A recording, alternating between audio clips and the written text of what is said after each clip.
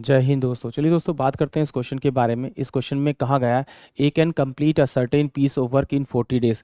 यानी ए किसी काम को करता है तो वो 40 दिन का समय लेता है, यानी कि ए से अगर काम कराऊंगा तो उसे 40 डेज में कंप्लीट कर देगा। ठीक है।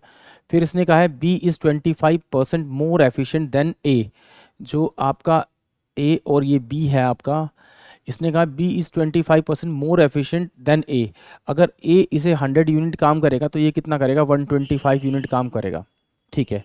फिर इसने कहा कि भाई C is 28% more efficient than B. ठीक है। तो यानी 125 का निकालूंगा 128%, क्योंकि ये क्या है मेरे पास, सी एफिशिएंट है इतना।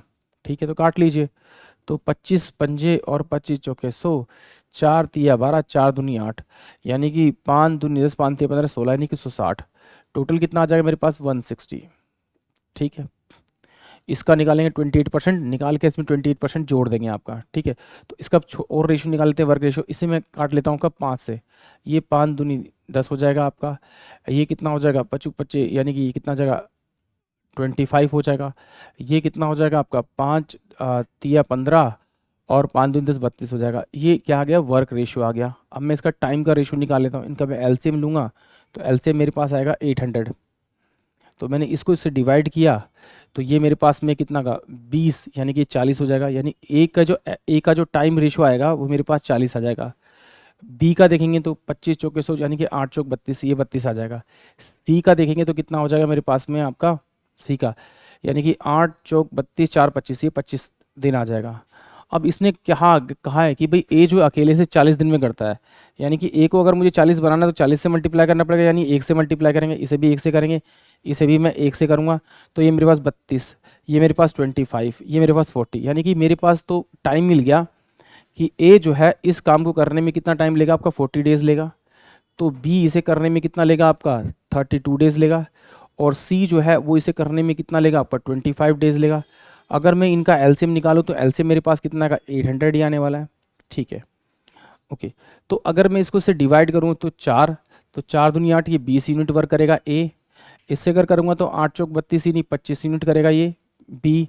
और सी से कर कराऊंगा 25 सौ के 100, यानी 8 चौक 32, यानी 32 यूनिट वर्क करेगा आपका सी। बट इसने क्या कहा है कि ये सब मिलकर ना 5 दिन तक काम करते हैं लगातार। तो इसने किया 20 और इसने किया 25, यानी 45 और 45, और ये हो गया आपका 32, 45 और 32 हो गया आपका 77। इन्होंने 77 यूनिट वर्क किया है तीनों ने मिलकर एक दिन में। तो 5 दिन में कितना किया होगा, 5 से मल्टीप्लाई करें, 5 सत्ते 35, 5 सत्ते 35, 3, 5 सत्ते 35, 35 और 3 38, 385 यूनिट वर्क किया है। 5 सत्ते 35 का 5 ऐसे लगे 3, 7 पंजे 35, 36 37 38, 385। अगर 385 यूनिट इन्होंने काम कर लिया 5 दिन में, तो कितना बचा आपका, 5 बचा, 1 बचा, 7 में से 3 गया तो 4 गया, यानी कि कितना बचा, 415 यूनिट मेरे पास रिमेनिंग वर्क बचा। और ये रिमेनिंग वर्क जो है वो किससे कराना है आपको, बी से कराना है। तो बी एक दिन में कितना यूनिट काम करता है, ये 25 यूनिट करता है। तो 25 से मैं डिवाइड कर दूंगा क्योंकि मुझे बी से कराना है, बी से कराना है। तो इसे 5 से डिवाइड करूंगा तो ये कितना होगा, 5 अट्ठे 40 और 5 तिया 15 और ये 25 25 25 हो जाएगा। ये मेरे पास कितना आ जाएगा, 5 एकम 5, 3 और 5 6 30 और 3 बटे में 5 डेज। यानी कि ये जो क्वेश्चन का जो आंसर होगा वो 16 3/5 डेज में कंप्लीट होगा। 16 3/5 डेज, यानी कि ऑप्शन जो 3 है इस क्वेश्चन का करेक्ट आंसर होगा। आई होप आप सभी को ये क्वेश्चन समझ में आया होगा। जय हिंद, जय भारत।